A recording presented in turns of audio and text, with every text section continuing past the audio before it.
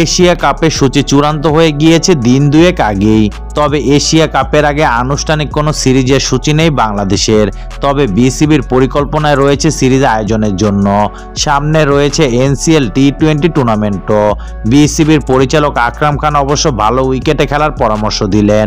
আমরা পরিকল্পনা করছি এশিয়া কাপের কন্ডিশনের মতো উইকেটই করব। ভালো উইকেট করলে আমাদের ব্যাটসম্যানরাও আরও স্বাচ্ছন্দ্যে খেলবে ও উন্নতি করবে। সিলেট ও চট্টগ্রামের উইকেট অনেক ভালো। আকরাম খান মনে করেন টি-20 ফরম্যাটে মানিয়ে নেওয়াটাও গুরুত্বপূর্ণ। টি-20 খেলায় শক্তি অতটা গুরুত্বপূর্ণ না, আপনি কিভাবে খেলছেন সেটা গুরুত্বপূর্ণ। এটা খুব ভালো যে এশিয়া কাপে যাওয়ার আগে আমরা আরও দুটা দলের সাথে খেলার সুযোগ পেতে পারি। তবে এশিয়া কাপে যেই ধরনের উইকেটে খেলা হবে সেই ধরনের উইকেটই এখন খেলা উচিত।